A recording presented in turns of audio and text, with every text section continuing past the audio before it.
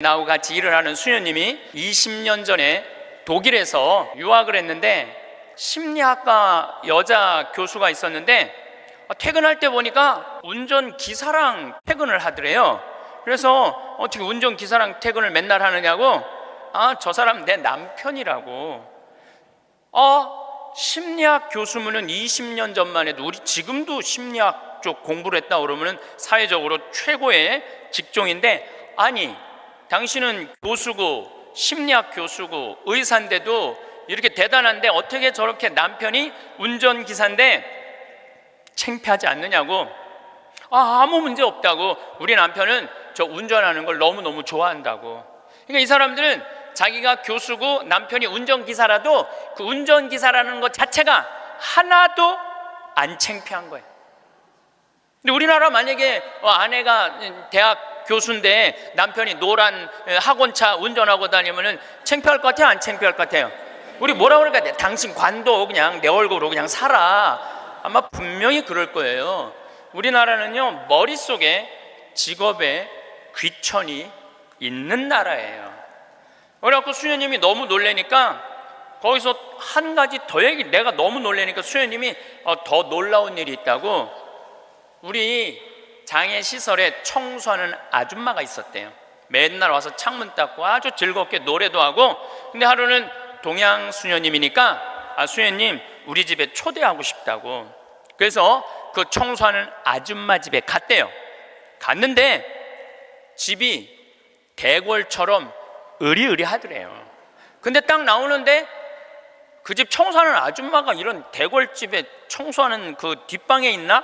갔는데 그 청소하는 아줌마가 알아볼 수 없을 만큼 귀부인의 옷을 입고 딱 나오더래요.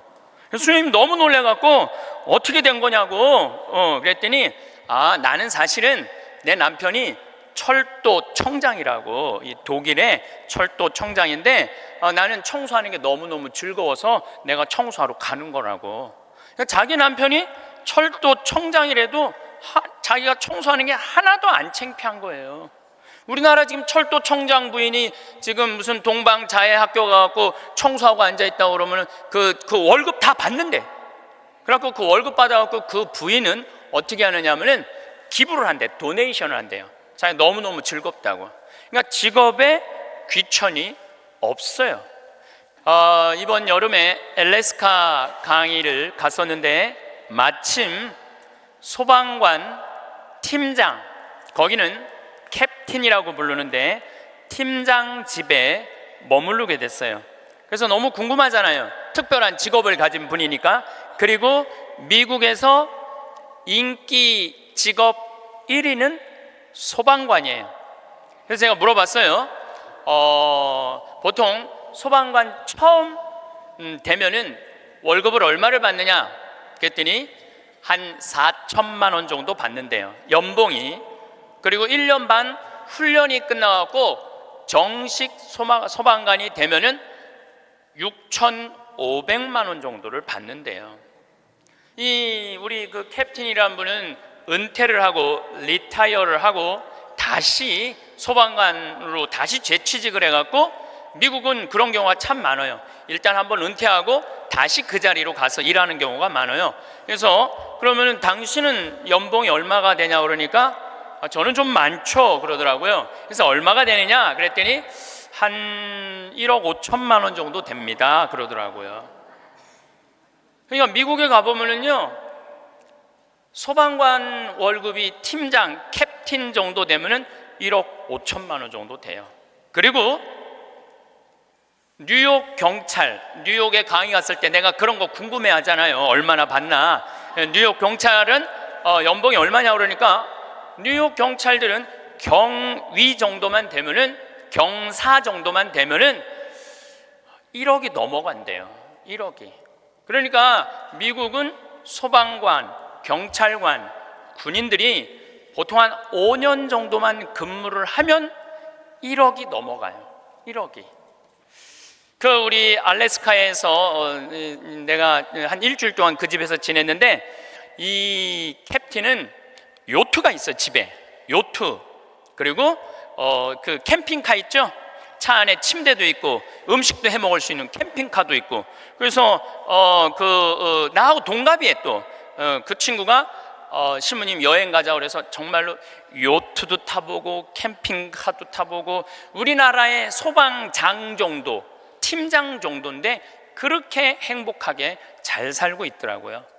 근데 우리나라 소방관은 정식적으로 소방관 합격을 해갖고 임명을 받으면은 첫 월급이 얼마냐면은 140만 원이에요. 사람의 생명을 이렇게 건지는 소방관들이 연봉이 이런 거 저런 거 다 따져서 한 2,500, 많을 때는 3,000만 원밖에 되지 않습니다. 우리는 직업에 귀천이 없다고 이야기합니다. 그런데 제가 소방관들의 삶을 조금 들여다보니까 직업에 귀천이 있더라고요. 우리 한국 사회에서는, 우리나라 사람들 머릿속에는 행복의 등식이 뭐냐면은 1등 서울대, 판검사, 행정고시 봐갖고 사무관, 국회의원, 이게 행복의 공식이야. 그래서 막 청소를 한다든가 소방관을 한다든가 경찰관을 한다든가 그런 거 들떨어진 애들이 하는 거라고 생각을 하고 있는 거야. 그리고 실질적으로 월급도 어떻게? 아주 적고, 우리나라 국회의원들은 1년에 월급이 한 1억 한 3천만 원 정도 돼요. 1억 3. 그런데 뭐 보좌관 또 뭐 운전기사 뭐 다 하면 한 국회의원이 얼마를 쓰냐면 7억을 써요. 7억을 써요. 한 국회의원들이 어마어마하게 쓰는 거죠. 그런데 1000을 기준으로 하면 노르웨이 국회의원들은 일을 1000개를 하면은 우리나라 국회의원들은 그렇게 많은 돈을 벌고도 105개 정도밖에 안 한대요. 그러니까 우리나라의 최고 슈퍼 갑질은요, 국회의원들이 슈퍼 갑질을 하고 있는 거예요. 돈은 돈대로 벌고 일은 하지 않는 거죠. 그래도 오늘 저 국회 내년 예산안 통과한 거 보니까 마음이 좀 편하네요. 몇 년 동안 제 나라에 통과한 적이 없거든요. 오늘은 내가 아침에 뉴스를 보고 그래도 밥 먹을 자격이 있구나 이런 생각이 들었어요. 오늘은. 근데 여러분들, 앞으로 우리나라는 공부 잘한다고 행복한 시대는 갑니다. 이제 제가 왜 그런 시대가 가는지 말씀을 드릴게요.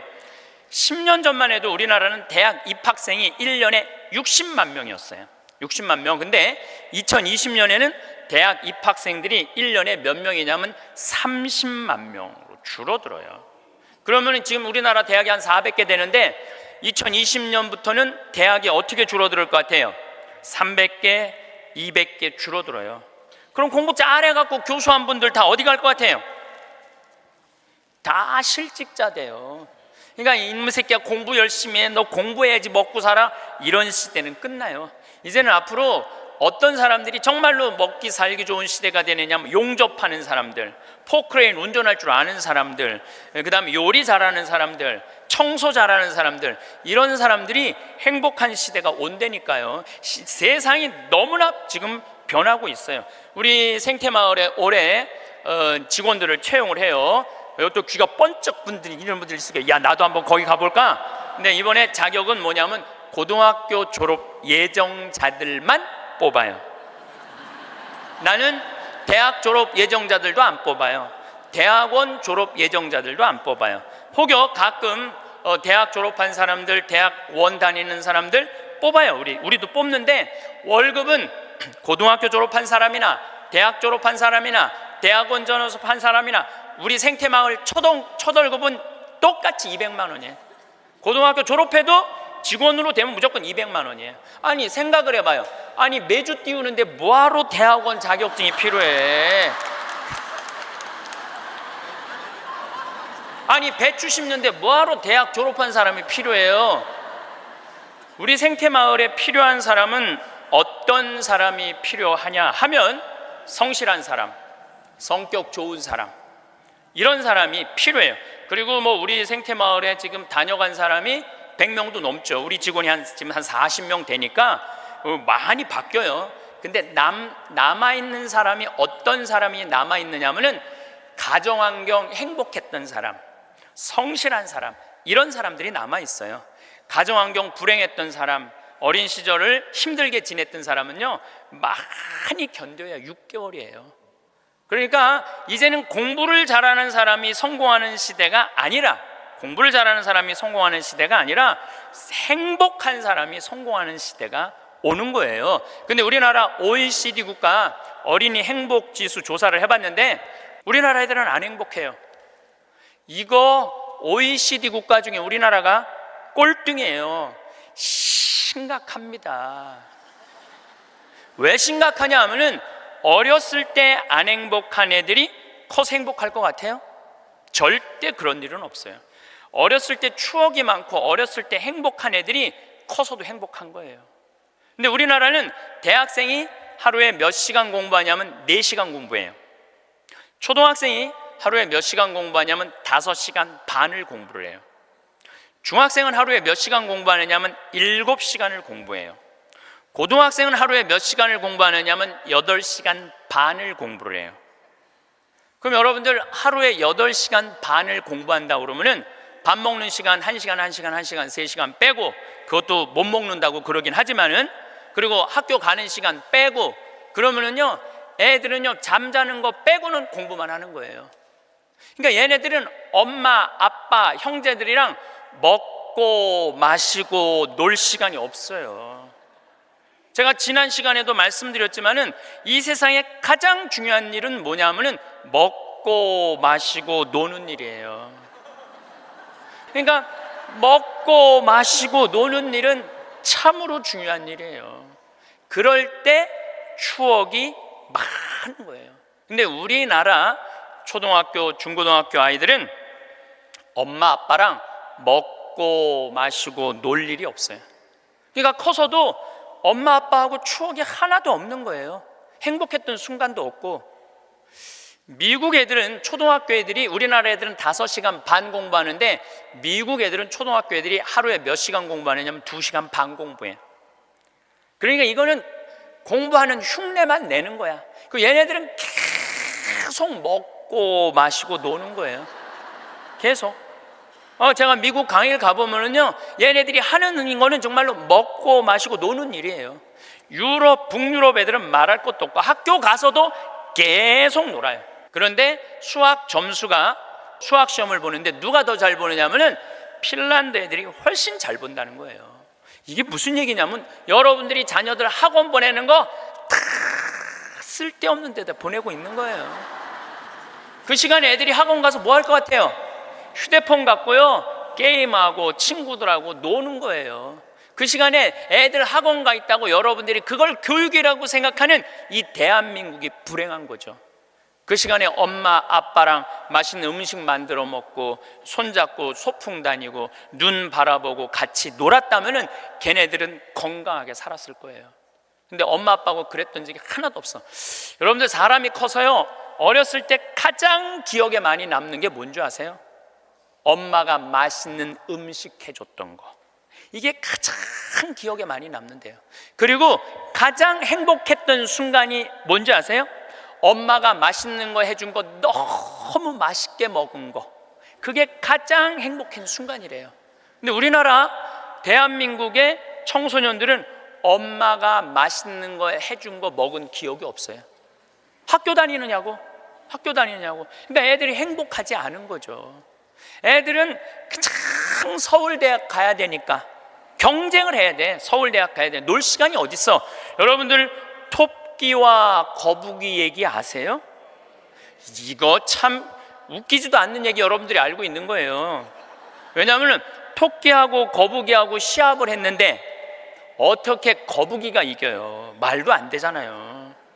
말도 안 되는 얘기예요. 어떻게 거북이가 이겨요? 이렇게 발바닥도 땅바닥에 있고 이렇게 가는 거북이가 그냥 뛰어다니는 토끼를 어떻게 이겨요? 2000년 전 이솝우화 얘기예요. 그러니까 2000년 동안 사람들은 거북이가 빠른 줄 알고 있어, 사람들은. 근데 요즘 새로운 일이 벌어졌어요. 그 후손 토끼가 생각해 보니까 너무 자존심 상하는 거야. 아니 이 빠른 우리가 거북이한테 진다는 걸 모든 사람들이 알고 있다는 게 너무 웃기잖아요. 그래갖고 토끼가 거북이한테 도전장을 내요. 다시 시합하자. 2차전을 벌이자. 2차전을 벌이자.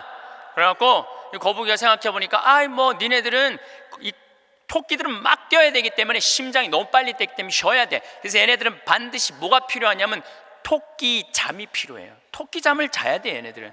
그러니까 거북이는 믿는 구석이 있어. 너 또 토끼 잠 잘 거니까 시합해도 우리가 분명히 이길 것이다. 그래도 거북이가 생각해 보니까 그래도 준비를 해야 될 것 같아. 그래서 거북이도 어떤 준비를 하냐면은 나도 토끼처럼 뒷다리를 똑바로 세우는 훈련을 이제 하기 시작한 거예요. 뒷다리를 세워갖고 내가 빨리 좀 가야 되겠다. 뒷다리. 그리고 생각해 보니까 거북이한테 최고 치명은 뭐냐면 두꺼운 등딱지야.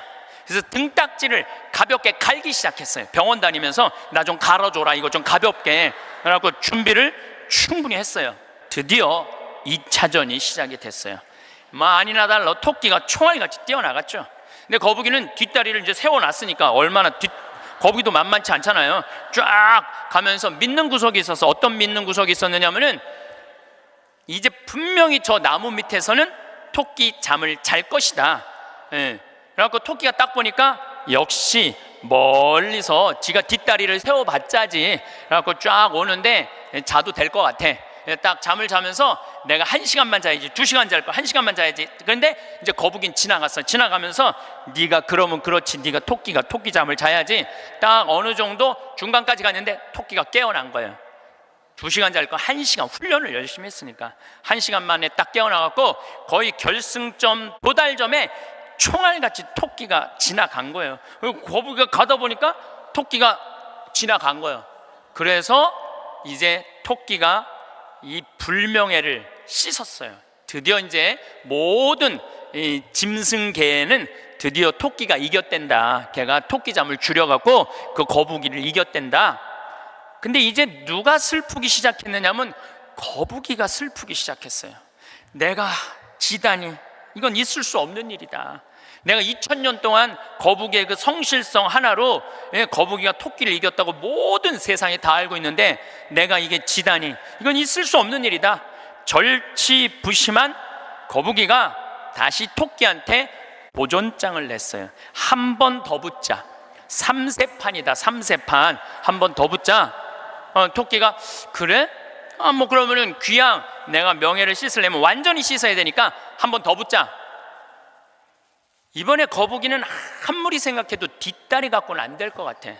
앞다리까지 세우는 훈련을 한 거야. 이거를 이렇게 똑바로 세우는 훈련을 한 거야. 그래갖고 정말 피나는 훈련을 해갖고 근육을 다 세웠어요. 그리고 생각해보니까 이 등딱지는 갈아서 될 게 아닌 것 같아. 현대 세계가 왔으니까 저기 우주 비행선에 쓰는 아주 가벼운 합금판 뚜껑이 있다는 얘기를 듣고 그걸 가갖고 갈았어요. 이 뚜껑을 너무너무 가볍게. 토끼 못지않게 이제 이 속력이 났어요. 근데 거북이가 아무리 생각해도 그거 갖고 안 될 것 같아. 그래서 마지막 한 수를 가지고 있었어요. 분명히 토끼가 저 나무 밑에서 잘 거니까 저 나무 밑에 수면제를, 분말가루를 설치를 해둬갖고 리모컨으로 터트리면은 완전히 내가 보낼 수 있다. 비장의 카드까지 준비해놓고 이제 도전장을 내민 거죠.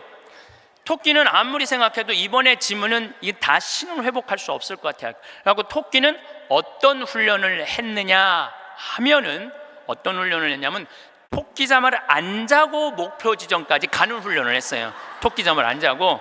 그래갖고 드디어 3차전이 벌어졌어요. 3차전이 벌어져갖고 출발을 했는데 토끼가 보니까 거북이가 옛날엔 뒷다리만 세웠는데 이제는 앞다리까지 세워갖고 뛰는데 이게 만만치가 않은 거예요. 내가 정말로 자면 안 된다. 죽어라고 뛰면서 나무 밑에 도착했는데 너무 졸렸지만 그걸 극복하고 뛰어갔어요. 아니 리모컨까지 다 설치하고 이제 터트리기만 하면 이제 완전히 재워갖고 그 토끼잠으로 이기려고 그랬는데 리모컨 터트릴 시간이 없는 거예요. 이건 해보지도 못하고 져버렸어 거북이가. 그러니까 거북이가 뭐가 왔느냐면 우울증이 왔어요. 우울증이 야 내가 저 토끼한테는 정말로 어떻게 해볼 도리가 없단 말인가. 근데 할아버지가 그 손자 거북이를 보고 이런 말을 해요. 거북아, 손자야, 슬퍼하지 말아라. 너 토끼가 몇 년 사는 줄 아냐? 잘 모르는데요.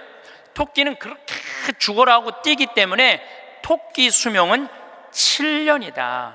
7년. 근데 우리 거북이들은 수명이 얼마인 줄 아냐? 우리 거북이들은 할아버지가 지금 몇 살이에요? 내가 지금 190살이다. 우리 거북이는 느리기 때문에 수명이 200살이다.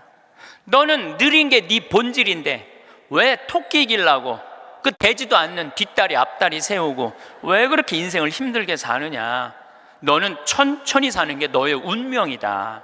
그 생각을 해보니까 가만히 생각해 되지도 않는 시합을 2000년 동안 한 자기 거북이하고 토끼, 그게 웃긴 거예요. 그래서 이 거북이는 천천히 다니고 자기의 그 본성에 따라 사니까 사는 게 너무너무 즐거워요. 그러니까 느린 게 빠른 것보다 훨씬 좋구나. 빠르면 7년밖에 못 사는데 느리니까 200년을 사니까 아무리 토끼가 빠르면 왜 빨리 죽는데. 그런데 지금 대한민국은 우리 자녀들을 거북이로 안 키우고 뭘로 키우냐면 토끼로 키우고 있어요. 토끼로 7년밖에 안 살릴 생각을 하고 토끼로 키우고 있어요. 그렇게 가장 큰 희생자가 된 사람이 누구냐면은 사도세자예요. 여러분도 사도세자 얘기 알죠? 네, 사도세자가 언제 죽었느냐면 1762년 이모년에 5월 13일 날 뒤주에 들어가고 5월 22일 날 죽었어요. 8일 동안 있다가. 그런데 이 사도세자는 아버지가 영조인데 아버지의 첫째 아들이 효장세자가 있었는데 9살에 죽어요. 9살에 죽다가 40이 넘어서 아들 하나를 얻어요.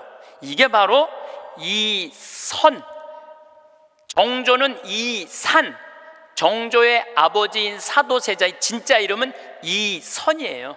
사도세자는 죽고 난 다음에 영조가 불러준 이름, 슬픔을 생각해라, 생각살자 슬플 도자, 그래갖고 사도세자고 진짜 이름은 이선이에요. 그러니까 40이 넘어서 아들을 하나 얻었으니까 효장세자가 죽고 난 다음에 너무너무 슬펐는데 이 영조는 이 아들이 너무너무 귀했던 거야. 그래갖고 2살에 사도세자 책봉을 해요.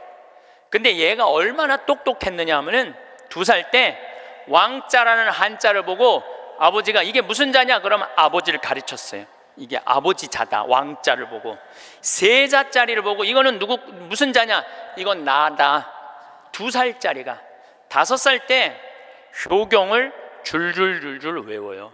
영조라는 임금은 공부하기 너무너무 좋아했던 임금이거든요. 그러니까 이게 진짜 똑똑한 놈 만들어 보겠다고, 똑똑한 놈 만들어 보겠다고 선생을 몇 명을 들이냐면 20명을 들여요. 그래갖고 아침, 점심, 저녁으로 가르치는 거야. 계속 가르치는 거야. 그리고 이제 시험을 아버지가 나와서 보는 거예요. 너 사서삼경에 이게 무슨 뜻이냐? 그러면 20명이 둘러있고 5살, 6살짜리가 까먹을 수도 있잖아요. 그러면 대답을 못하면은요, 영조가 눈을 부라리면서 이놈 그것도 모르느냐고. 근데 세자는 때릴 수가 없었어요. 누구를 때리냐면 세자를 업고 다니는 내시를 때리는 거예요. 대신 맞는 거예요. 그러니까 여러분도 어린아이가 생각을 해봐요. 내가 문제 하나 못 맞히면은 저 내시들이 두들겨 맞으니 얼마나 이 스트레스를 많이 받아요. 그걸 보고 이 사도세자는 너무너무 무서웠던 거야, 아버지가. 그런데 딱 12살이 되면서 사도세자는 공부하기가 싫어요. 그래서 이때부터 책만 보면 머리가 지끈지끈 아픈 거예요. 그러니까 조기 교육의 최고의 희생자는 누구냐면은 사도세자예요. 그러니까 아버지는 공부를 가르치는데 아들은 공부하기가 싫은 거야. 그리고 얘가 키가 엄청나게 커요. 사도세자가 세자 그래갖고 나만큼 조그만 줄 아는데 키가 1m 막 80대고 청룡도를 휘두를 정도로 힘이 좋았다는 거. 관우가 청룡도를 휘두르고 그랬다는 거예요. 말도 잘 타고 화살도 잘 쏘고. 근데 아버지는 그게 너무너무 싫었던 거야, 그렇게 하는 게. 그래서 아버지하고 점점 갈등을 일으키면서 광증에 시달려요. 미쳐.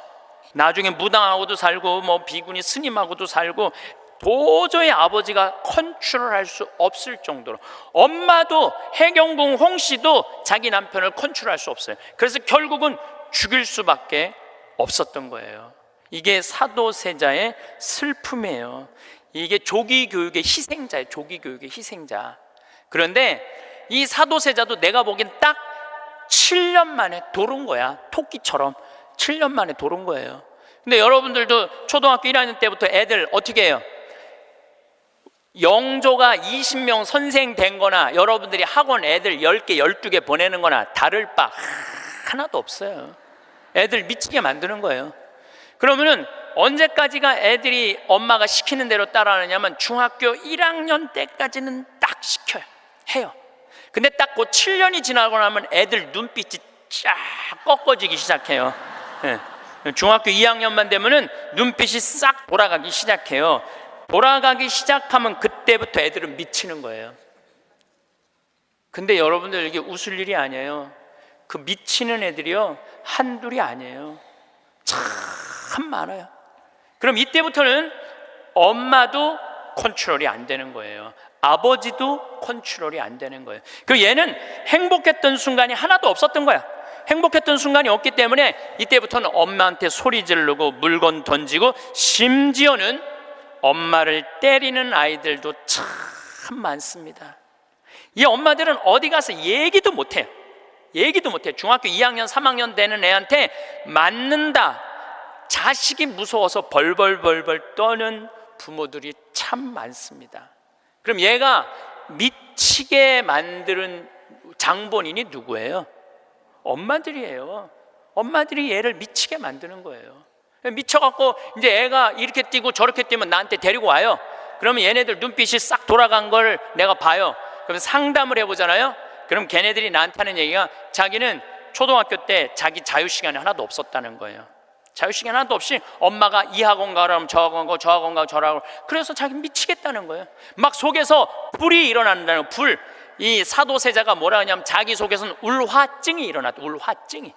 만약에 영조가 사도세자가 그렇게 무기신식이라는 무에서도 편해요. 사도세자가 그만큼 똑똑한 사람이었고, 만약에 영조가 이 아들을 정말로 청룡도도 마음대로 하게 하고 창, 활, 말 다 잘 탔거든요. 그렇게 키웠다면 우리나라는 광개토왕 대왕만큼 훌륭한 군주, 강력한 군주를 18세기에 모실 수 있었을 거야. 사도세자가 죽고 난 다음에 정조가 임금이 됐잖아요. 권력 기반이 취약했어요. 그 다음에 정조가 1800년에 죽고 순조, 헌종, 철종, 고종 다 7살, 10살, 18살, 17살짜리들이 왕 되면서 조선은 끝난 거예요. 여러분들도 지금 가만히 생각해 봐요. 지금 내가 하나 둘 가지고 있는 애 공부 그렇게 시켜갖고 미쳤어. 그렇게 미쳤어? 그러면요 그 집안은요 나중으로도 희망이 없는 집안이에요. 그리고 참 고치기 힘든 병이 뭔지 아세요? 정신병이에요. 제가 수많은 사람들을 만나면서, 수많은 아이들을 만나면서 가장 고치기 힘든 병이 정신병이에요. 우울증이라든가 조울증이라든가 이렇게 걸린 사람들은 평생 병원에 들락날락하고 평생 약 먹다가 결국은 그렇게 죽는 거예요. 근데 자기 자식을 뒤주에 가둬서 죽이지는 않지만, 여기 있는 분들 중에 뒤주에 가둬서 죽일 사람은 없지만은 그렇게 미치게 만드는 부모들이 참 많다는 거예요. 미치게 만드는 거예요. 그놈의 1등 병 때문에. 여러분들 초등학교 때 막 뛰어노는 애 중에 미치는 애들은 없어요. 초등학교 때 막 엄마 아빠랑 같이 뛰어놀고 들로 산으로 뭐 친구들하고 어울리고 엄마 아빠하고 먹고 마시고 논 아이들 중에 미치는 애들은 없어요. 어떤 애들이 미치냐면 되지도 않는, 머리 돌아가지도 않는 책상에서 학원에서 시달리면서 미치는 애들이 많은 거죠. 거북이가 등딱지 합금으로 바꾸듯이 자식 영어 발음 좋게 한다고 혀 이렇게 늘리는 수술하고 초등학생들한테 10개씩 학원 다니게 하는 일이 자식 미치게 만드는 일이에요. 이렇게 얘기해요.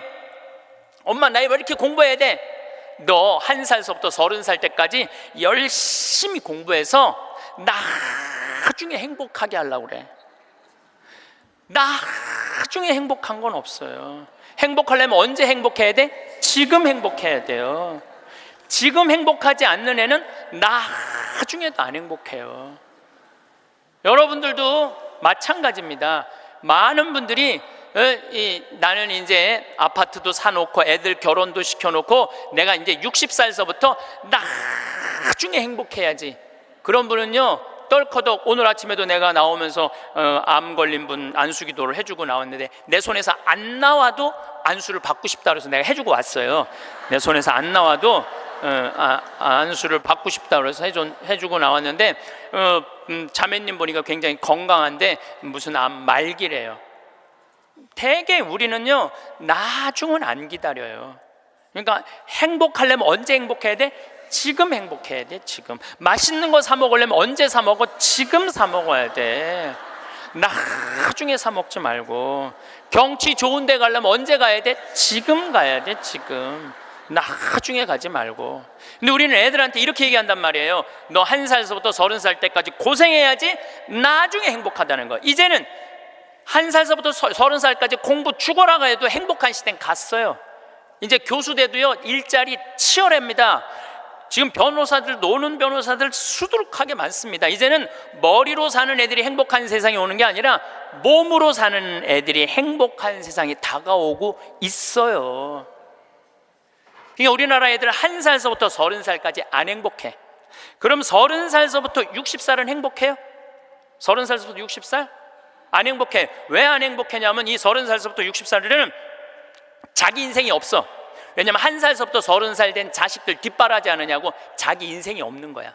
그러니까 자기를 위해서 학원을 다녀봤던 적이 없어. 30살서부터 60살들은 기타 학원을 다닌다든지 피아노 학원을 다닌다든지 꽃꽂이 학원을 다닌다든지 나처럼 필라테스 학원을 다닌다든지 자기를 위해서 이런 학원을 다녀본 적이 없어.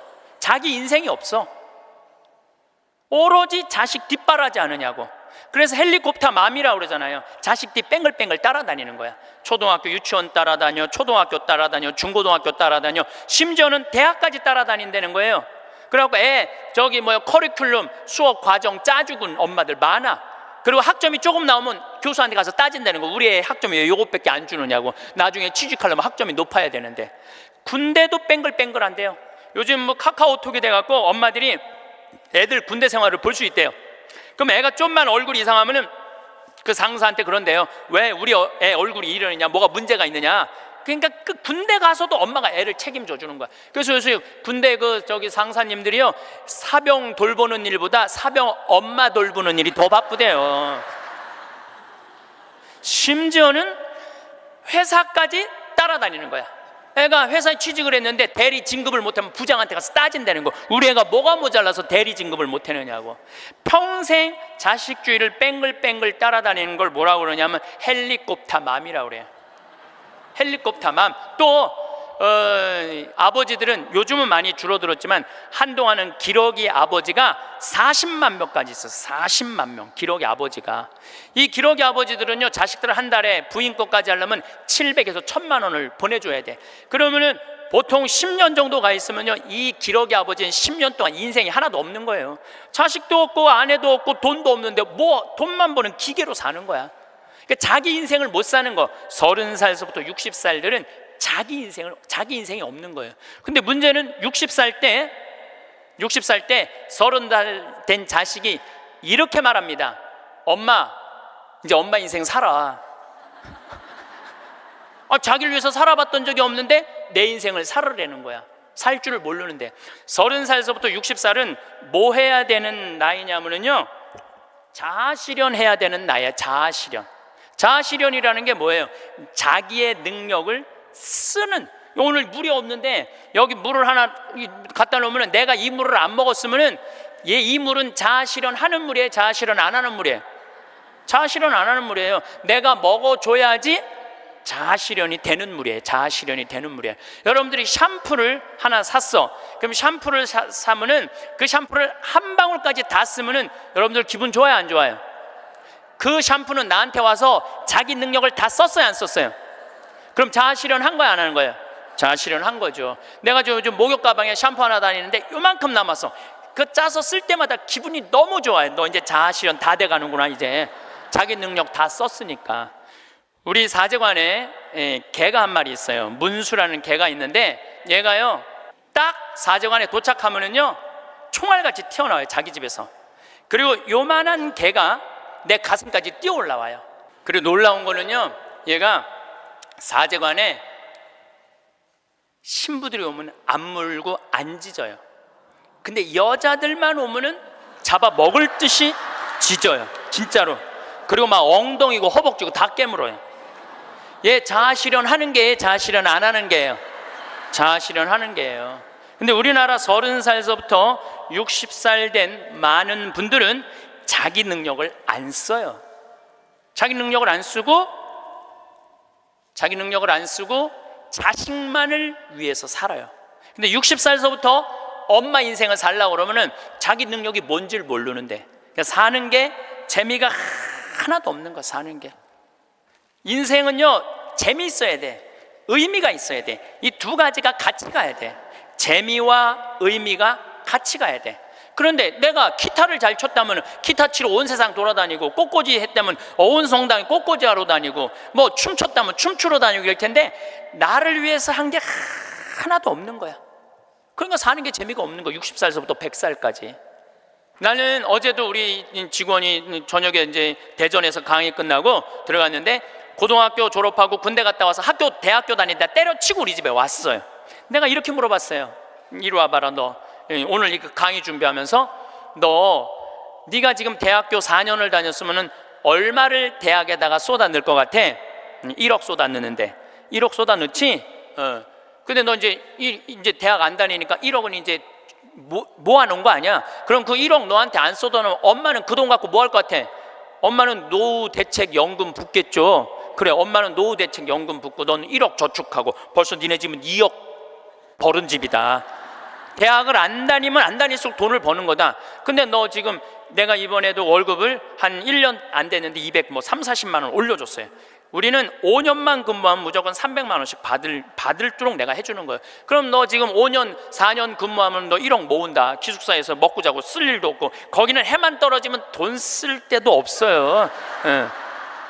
너 그러면은 4년 동안 딴짓 안 하고 착실히 돈 벌으면 너 1억 버는 거야. 그럼 넌 30 전에 2억짜리 아파트 살 수 있는 거야. 우리나라 지금 대학 나온 45만 명 졸업하는데 제대로 된 직장에 취직하는 숫자가 몇 명이에요? 5만 명밖에 안 돼요. 40만 명은 2년 3년 빈둥빈둥거리고, 심지어는 엄마 아버지가 애들 때문에 경비에 나가갖고 그거 해갖고 애들 생활비 대주고 뒷돈 대주고 그러고 있는 거예요.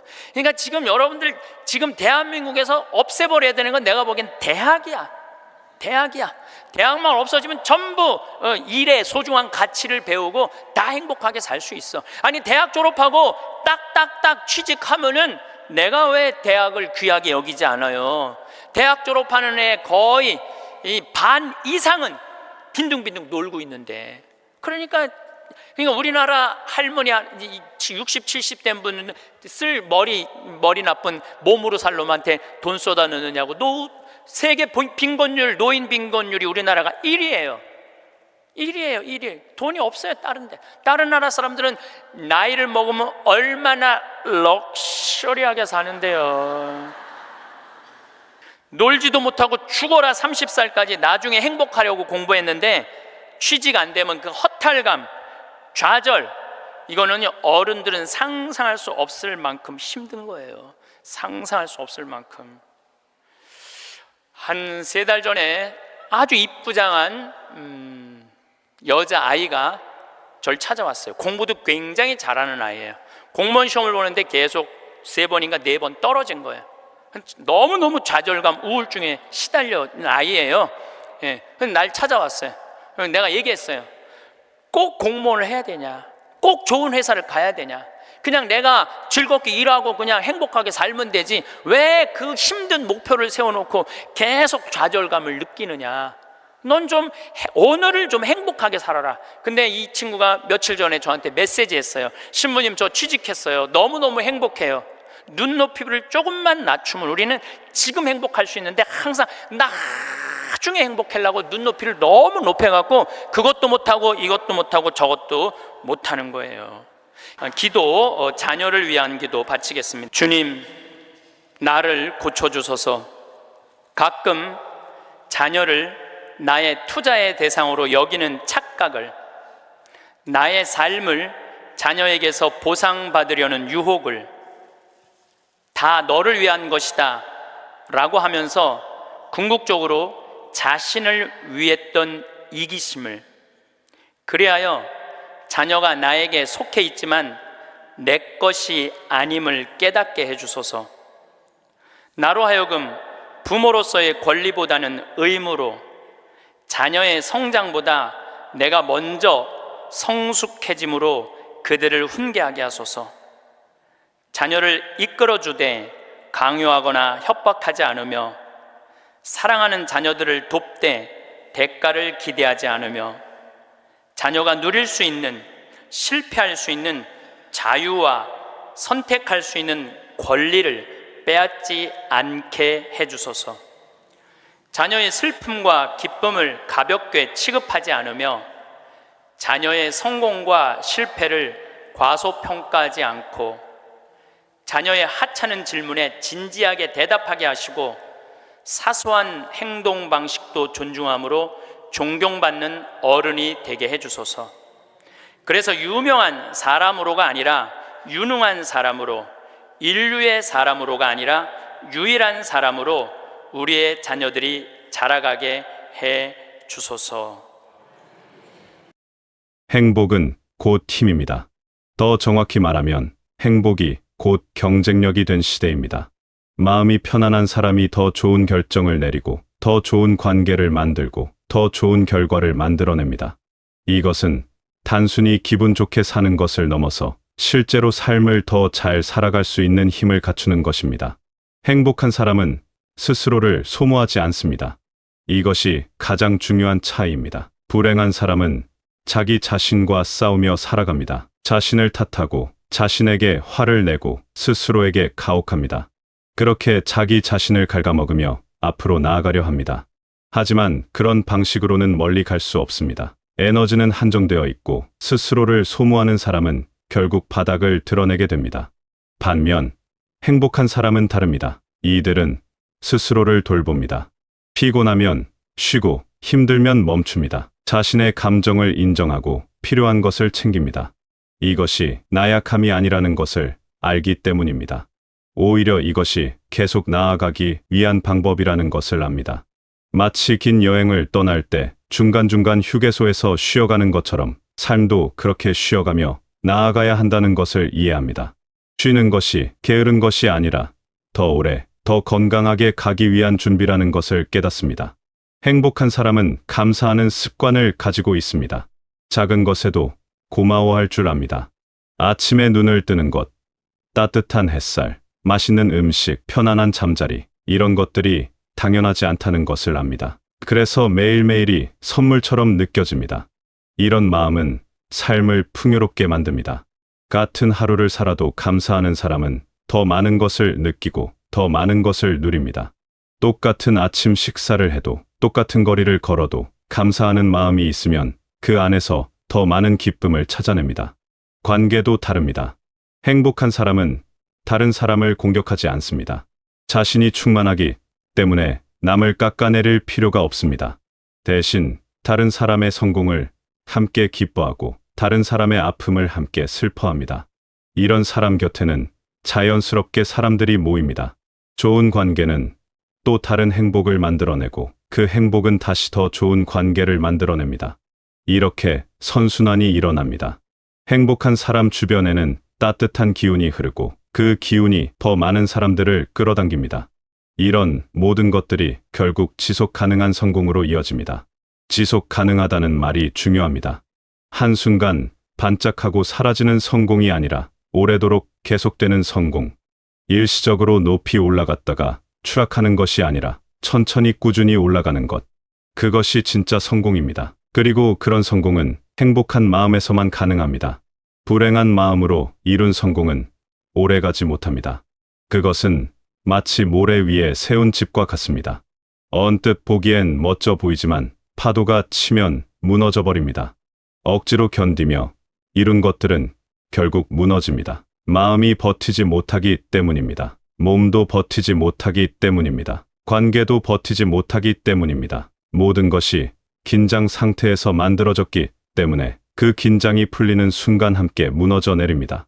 하지만 행복한 마음으로 이룬 것은 다릅니다. 그것은 단단한 바위 위에 세운 집과 같습니다. 바람이 불어도 비가 내려도 흔들리지 않습니다. 왜냐하면 그 밑바탕이 튼튼하기 때문입니다. 행복이라는 단단한 기초 위에 세워진 성공은 무너지지 않습니다. 설령 어려움이 와도 그것을 이겨낼 수 있는 힘이 그 안에 있습니다. 많은 분들이 아직도 행복을 미루고 있습니다. 일이 끝나면, 돈을 좀 더 벌면, 상황이 나아지면 그때 행복해지겠다고 생각합니다. 하지만 그때는 오지 않습니다. 항상 새로운 일이 생기고, 항상 돈은 부족하고, 항상 상황은 완벽하지 않습니다. 행복을 미루는 것은 삶을 미루는 것과 같습니다. 오늘 행복하지 않으면 내일도 행복하지 않습니다. 행복은 조건이 갖춰져야 오는 것이 아니라 마음먹기에 달린 것이기 때문입니다. 지금 이 순간이 행복해져야 합니다. 완벽하지 않아도 괜찮습니다. 모든 것이 갖춰지지 않았어도 괜찮습니다. 지금 있는 것들로 행복해질 수 있습니다. 아니, 지금 있는 것들로 행복해져야 합니다. 그것이 앞으로 나아갈 수 있는 유일한 방법이기 때문입니다. 지금 이 순간을 소중히 여기고 지금 가진 것에 감사하는 것부터 시작해야 합니다. 시대는 바뀌었습니다. 성공이 행복을 만드는 시대에서 행복이 성공을 만드는 시대로 완전히 전환되었습니다. 이것은 단순히 살아가는 방식의 변화가 아니라 가치관의 전환입니다. 무엇이 진짜 중요한지, 무엇을 먼저 챙겨야 하는지, 어떻게 살아야 잘 사는 것인지에 대한 근본적인 변화입니다. 과거에는 성공이 목표였습니다. 모두가 성공을 향해 달려갔고 성공하기 위해 많은 것을 포기했습니다. 건강도, 관계도, 마음의 평화도 뒤로 미뤘습니다. 언젠가 성공하면 다 돌아올 거라고 믿으면서 말입니다. 하지만 성공한 많은 사람들이 알게 되었습니다. 성공했다고 자동으로 행복해지지는 않는다는 것을, 오히려 성공을 위해 포기했던 것들이 얼마나 소중했는지 그것들을 잃고 나서야 깨닫게 되었습니다. 건강을 잃고, 관계를 잃고, 마음의 평화를 잃은 후에야 그것들의 가치를 알게 되었습니다. 새로운 시대는 다릅니다. 이제는 행복이 출발점입니다. 행복한 마음으로 시작해야 좋은 결과가 나옵니다. 행복한 상태에서 일해야 좋은 성과가 나옵니다. 행복한 관계 속에서 살아야 더 큰 것을 이룰 수 있습니다. 행복은 더 이상 도착지가 아니라 출발점입니다. 여정의 끝이 아니라 시작입니다. 행복이 있어야 모든 것이 시작됩니다. 이 변화를 받아들이는 것이 쉽지 않을 수 있습니다. 우리는 다른 방식으로 살아왔으니까요. 참고 견디는 것이 미덕이라고 배웠고, 고통을 이겨내는 것이 강함이라고 배웠습니다. 하지만 이제는 달라져야 합니다. 참고 견디기보다는 즐기고 누려야 합니다. 고통을 이겨내기보다는 행복을 만들어가야 합니다. 강함의 정의 자체가 바뀌었습니다. 이제 진짜 강한 사람은 고통을 견디는 사람이 아니라 행복을 선택할 줄 아는 사람입니다. 구체적으로 어떻게 해야 할까요? 먼저 작은 것부터 시작하면 됩니다. 매일 아침 눈을 뜨면서 감사한 것 3가지를 떠올려 보세요. 하루 중 한 번은 자신에게 친절한 말을 건네보세요. 힘들 때 스스로에게 수고했다고, 잘하고 있다고 말해주세요. 이런 작은 것들이 모여서 큰 변화를 만들어냅니다.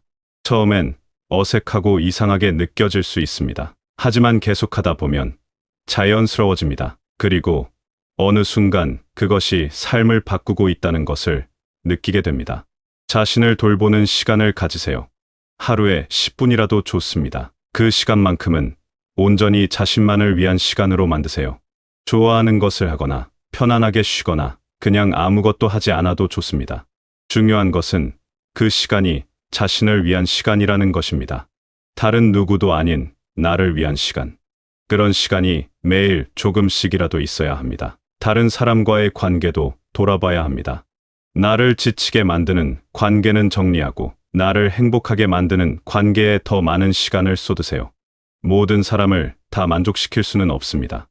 그럴 필요도 없습니다. 진심으로 나를 아끼는 사람들, 내가 진심으로 아끼는 사람들과의 관계를 소중히 하는 것으로 충분합니다. 관계의 질이 삶의 질을 결정합니다. 좋은 관계 속에서는 행복이 자라나고, 나쁜 관계 속에서는 불행이 자라납니다. 완벽하지 않아도 괜찮다는 것을 받아들이세요. 모든 것을 완벽하게 하려고 하면 지칩니다. 70%만 해도 충분합니다. 나머지 30%는 여유로 남겨두세요. 그 여유가 행복을 만들어냅니다. 여유가 있어야 웃을 수 있고, 여유가 있어야 즐길 수 있고, 여유가 있어야 감사할 수 있습니다. 빈틈없이 완벽한 삶은 숨이 막힙니다. 조금 부족하고 조금 느슨한 삶이 오히려 더 건강합니다. 실수해도 괜찮습니다. 실수는 배움의 기회입니다. 자신을 너무 몰아세우지 마세요. 완벽한 사람은 없습니다. 누구나 실수하고 넘어지고 다시 일어납니다. 중요한 것은 실수했을 때 자신을 어떻게 대하느냐입니다. 자신을 공격하지 말고 대신 격려하고 위로하세요. 실수한 자신을 꾸짖는 대신 다시 일어선 자신을 칭찬하세요. 비교하지 마세요. 남의 삶과 내 삶을 비교하면 불행해집니다. 누구나 각자의 속도로 각자의 길을 갑니다.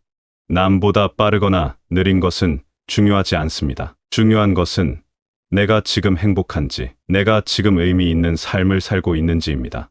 다른 사람의 겉모습만 보고 부러워하지 마세요. 모든 사람에게는 보이지 않는 고민과 어려움이 있습니다. 건강도 잊지 마세요. 몸이 건강해야 마음도 건강합니다. 잘 먹고, 잘 자고, 적당히 움직이세요. 이런 기본적인 것들이 행복의 기초를 만듭니다. 몸이 피곤하면 마음도 지칩니다. 몸을 돌보는 것은 나를 사랑하는 첫걸음입니다. 건강한 몸에서 건강한 생각이 나오고 건강한 생각에서 행복한 마음이 나옵니다. 무엇보다 지금을 살아가세요. 과거를 후회하거나 미래를 걱정하는데 너무 많은 시간을 쓰지 마세요. 과거는 이미 지나갔고 미래는 아직 오지 않았습니다.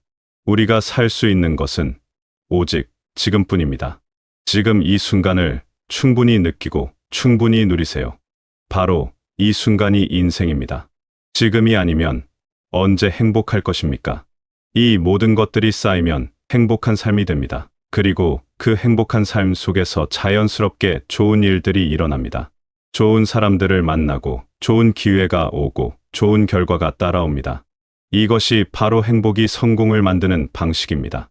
억지로 만드는 것이 아니라 자연스럽게 흘러가는 것입니다. 시대가 우리에게 요구하는 것이 바뀌었습니다. 더 이상 고통을 견디는 사람이 아니라 행복을 만들어가는 사람이 되어야 합니다. 더 이상 자신을 희생하는 사람이 아니라 자신을 소중히 여기는 사람이 되어야 합니다. 더 이상 미래를 위해 현재를 포기하는 사람이 아니라 현재를 행복하게 살면서 미래를 준비하는 사람이 되어야 합니다. 이것은 어려운 일이 아닙니다. 사실 이것은 원래 우리가 해야 했던 일입니다. 단지 잊고 있었을 뿐입니다. 행복하게 사는 것이 우리의 권리이자 책임입니다. 자신을 돌보는 것이 이기적인 것이 아니라 필수적인 것입니다. 지금 이 순간을 즐기는 것이 나태한 것이 아니라 지혜로운 것입니다. 여러분은 지금까지 충분히 열심히 살아왔습니다. 충분히 노력했고, 충분히 견뎠고, 충분히 애썼습니다. 이제는 조금 다르게 살아도 됩니다. 조금 더 편하게, 조금 더 행복하게, 조금 더 자신에게 친절하게 살아도 됩니다. 그것이 새로운 시대가 요구하는 방식이고, 그것이 더 나은 결과를 만드는 방법입니다. 행복은 먼 곳에 있지 않습니다. 거창한 무언가를 이뤄야만 얻을 수 있는 것도 아닙니다. 행복은 바로 지금, 여기, 여러분의 마음속에 있습니다. 단지 그것을 발견하고, 키우고, 지켜나가면 됩니다. 그러면 삶이 달라집니다. 같은 하루를 살아도 다르게 느껴집니다. 같은 일을 해도 다른 결과가 나옵니다. 시대는 이미 바뀌었습니다. 이제는 여러분이 바뀔 차례입니다. 행복을 미루지 마세요. 행복을 나중으로 미루는 것은 삶을 나중으로 미루는 것과 같습니다. 지금 이 순간부터 행복해지세요. 작은 것부터 시작하세요. 그러면 큰 변화가 일어날 것입니다. 여러분은 그럴 자격이 있습니다. 행복할 자격, 편안할 자격, 사랑받을 자격이 있습니다. 지금까지 살아온 모든 순간이 여러분을 여기까지 데려왔고 앞으로도 계속 나아갈 힘을 주고 있습니다. 그 힘의 근원을 행복으로 채우세요. 그러면 더 멀리, 더 높이, 더 아름답게 나아갈 수 있습니다. 여러분의 매일이 조금씩 더 밝아지고 마음이 조금씩 더 가벼워지고 삶이 조금씩 더 풍요로워지기를 바랍니다. 그리고 그 모든 변화가 여러분을 진정한 성공으로 이끌어 주기를 바랍니다. 행복이 여러분의 든든한 동반자가 되어 앞으로의 모든 여정을 함께하기를 바랍니다. 여러분이 원하는 모든 것을 이루시되 그 과정에서 행복을 잃지 않으시길 바랍니다. 무엇보다 여러분 자신에게 가장 좋은 친구가 되시길 바라겠습니다.